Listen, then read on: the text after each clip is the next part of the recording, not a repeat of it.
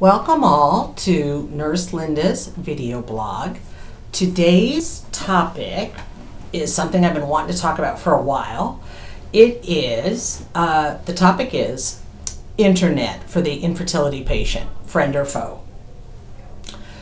So I'm doing this video blog during National Infertility Awareness Week, where the Resolve has kind of got a cool motto out there going, hashtag start asking. So I thought perfect timing for me to talk about a topic that I've been wanting to get out there and discuss with you guys for a while now.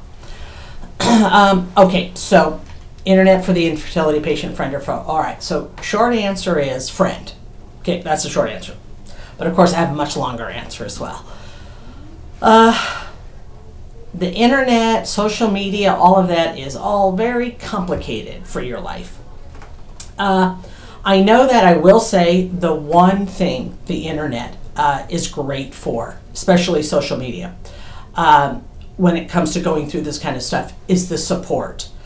I know that when I went through a miscarriage many years ago, if it weren't for, now I'm going back in the day when we had like chat rooms and things like that, if it weren't for those areas of support, I really don't know exactly how I would have gotten through it. You know, when you're going through something terrible like that, it seems like, when I want to talk about it, when it's all bottled up in me, it seems like all I'm witnessing is regular life going on around me. And it seems like I just want to yell at people and say, stop, there's something terrible going on here. And I want to talk about it. And then there were times when it seems like those who knew, kept coming to me and wanting information. I just sometimes felt like screaming and saying, there's other things that I can talk about. I don't want to talk about it right now. Well, the beauty with the support on the internet is that it was always available when I needed it to be available. And that's the beauty of it. That's probably one of the best parts of the internet, is the support you get. Now, that being said, there's kind of sometimes a twist on the support. One of the really interesting hashtags that I saw recently was social media is not real life, and that I like that. That applied to a lot of things. That applied to the Photoshop pictures out there and all kind of things. But that social media and all of that certainly is a picture of one's reality that I choose to present. And now let's tie that into the infertility in the IVF world and all of that. And this is where I cautioned my patients so often. It could be topics like, maybe a patient wanted to discuss, I really want to transfer 3 embryos. I really want to increase my chances of being successful.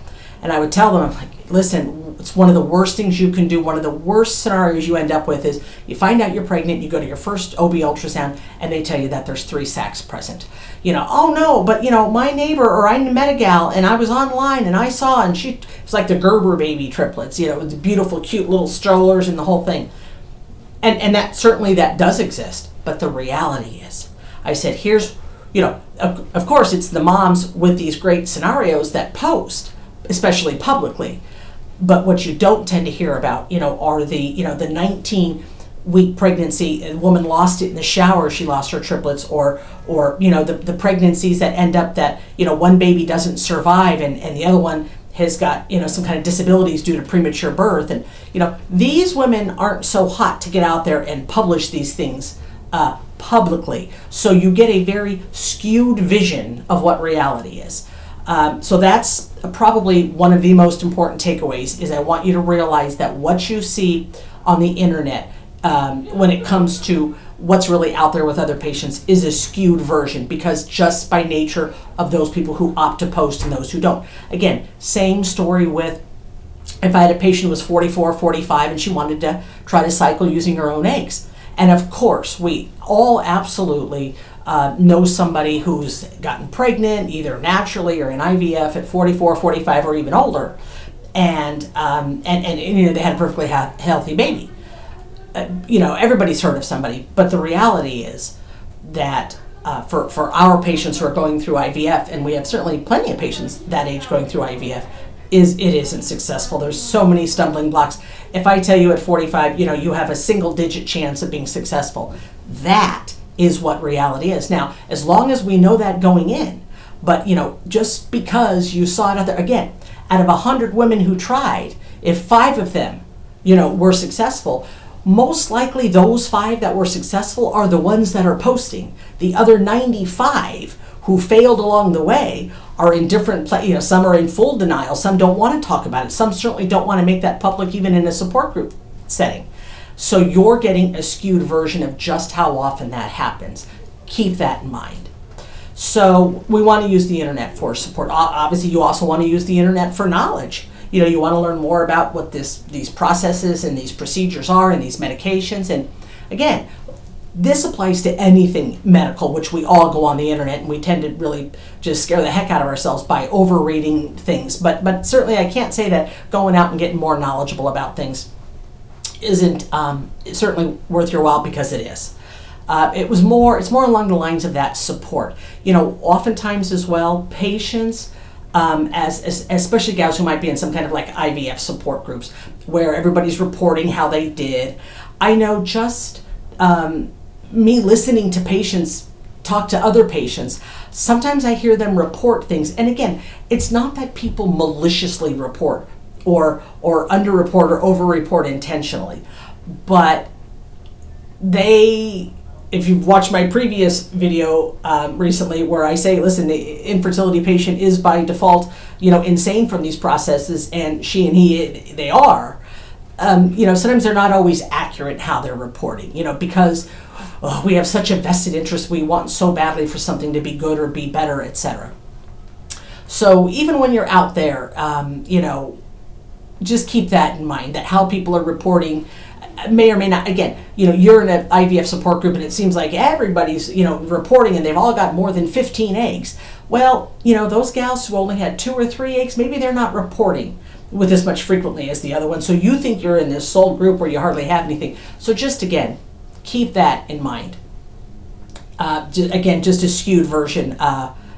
Social media is not real life. The other thing is be wary of is you get, again, love the support, you get the support, but the support group is there to support you. Here's an example of what I'm going to tell a story about, is when I have patients who are getting, maybe it's their betas or maybe it's their first OB ultrasound, and the reality is certainly there are literally exceptions to every rule. But let's say I've got I like betas to start at 20 or something. Whatever it is, everybody gets betas done at certain, different times. But when you get your beta HCG, now if I get a beta coming in and it's a 5, well, that individual's pregnant, but it's not looking good. And it might be my experience that I have not seen a 5 turn into anything good. It doubles, it continues to double, and then somewhere along the line, she chemicals or has a miscarriage. It's just, that's been my experience. Now, and I'll always be very honest, and I'll tell you exactly what my experience with that is. And if I've had one that it did work on, I'll tell you that. And I'll always want to be hopeful with you that you're going to be the next one.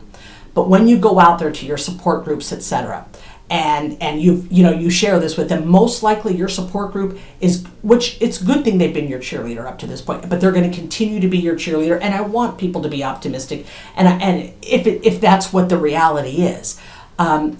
I had a patient in particular who had an OB ultrasound who it wasn't going very well. It's certainly in our experience for size, heartbeat, and this happened a few times, it just wasn't going well.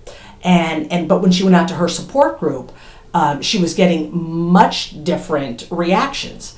Again, because somebody always seemed to know somebody, or somebody herself had this happen. And again, there are exceptions to the rules. So usually we're trying to give you that I'm trying to be glass half full and glass half empty, but I'm trying to be real. I'm always trying to be real with you. And again, sometimes that support group is because they're so hard being a cheerleader for you. Sometimes it can again skew your nature, your picture of what reality is. So we just want to keep that in mind, because I've yet to meet a patient who didn't want to know what was really the truth.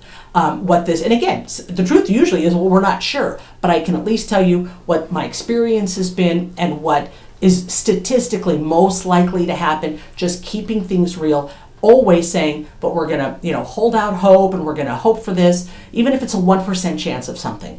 But you're going to know it's only a 1%. I'm not going to tell you all these stories of the people who, because again, usually they don't exist. So again, even within your support groups, keep that in mind.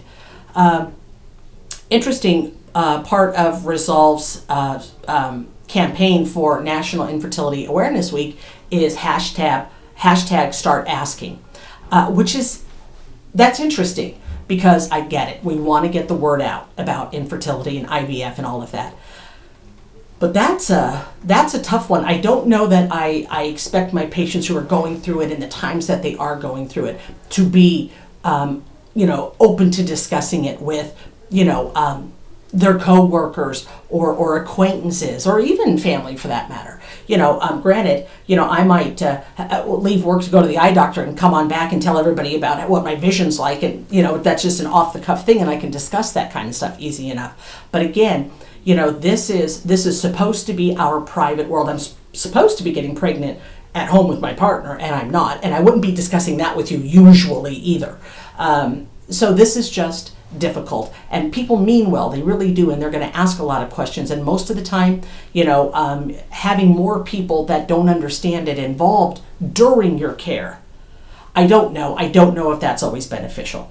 Though I would say, when you're in a safe place, when you're outside of treatment, whether it worked or whether it didn't work, that is the time that I think that it would provide so much support to the infertility community for people to tell their stories and talk about it. But I don't know that I want to push people during treatment to always kind of go with that, start asking, in the sense that you want to encourage people to ask about your treatment, etc.